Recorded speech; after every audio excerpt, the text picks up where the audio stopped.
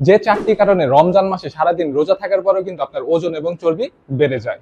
কারণ নাম্বার 1, ইফতারিতে বেশি পরিমাণে খাবার খেয়ে ফেলা। বন্ধুরা, রমজান মাসে রোজা থাকার কারণে কিন্তু আমরা সারাদিন না খেয়ে থাকি এবং এর ফলে যখন আমরা ইফতারি খেতে বসি তখন কিন্তু আমরা প্রচুর পরিমাণে খেয়ে ফেলি। তার মধ্যে দেখা যায় আমরা তেল, চর্বি এবং চিনি জাতীয় যে খাবারগুলো রয়েছে এগুলো বেশি পরিমাণে খেয়ে ফেলি। আর এই ধরনের খাবার কিন্তু আমাদের রক্তে শর্করার পরিমাণ অনেকাংশে বাড়িয়ে দেয়। তার ফলে দেখা গেছে কিন্তু আমাদের চর্বি জমা শুরু হয়ে যায়, বিশেষ করে আমাদের পেটের অংশে কিন্তু চর্বি জমা শুরু হয়ে যায়। কারণ নাম্বার 2 হচ্ছে রমজানে কিন্তু আমরা ব্যায়াম করা ছেড়ে দিই বা নর্মালি যে আমরা যে কাজগুলো করতাম সেই কাজগুলো কিন্তু কমিয়ে দেয়। এর ফলে দেখা গেছে আগে যে পরিমাণ আপনি ক্যালোরি বার্ন করতেন রমজান মাসে কিন্তু তার থেকে কম অ্যাক্টিভিটি হওয়ার কারণে কিন্তু ক্যালোরি বার্ন কমে যায়, সেই সাথে আপনার মেটাবলিজমও কিন্তু স্লো হয়ে যায়, যার ফলে দেখা গেছে আমাদের ওজন কিন্তু বেড়ে যায়।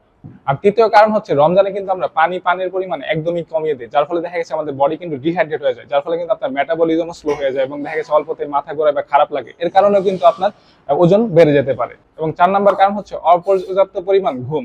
রমজান মাসে দেখা যায় আমরা কিন্তু আমাদের প্রয়োজনের তুলনায় ঘুমাতে পারি না, অনেকেই দেখা গেছে একদম সেহরি খেয়ে ঘুমাতে যান, যার ফলে কিন্তু আমাদের ঘুমের স্বল্পতা দেখা দেয়, যার ফলে কিন্তু আমাদের বডি ঠিকভাবে রিকভারও করতে পারে না, যার ফলে আমাদের কর্টিসল হরমোনের লেভেল কিন্তু অনেকাংশে বেড়ে যায়। আর এর ফলে কিন্তু দেখা গেছে আমাদের মাসেল লস হয়ে যায় এবং আমাদের ফ্যাট জমা শুরু হয়ে যায়। এই 4টি কারণে কিন্তু আপনিও রমজান মাসে রোজা থাকার পরেও কিন্তু আপনার ওজন বেড়ে যাচ্ছে এবং আপনার ভুঁড়ি হয়ে যাচ্ছে।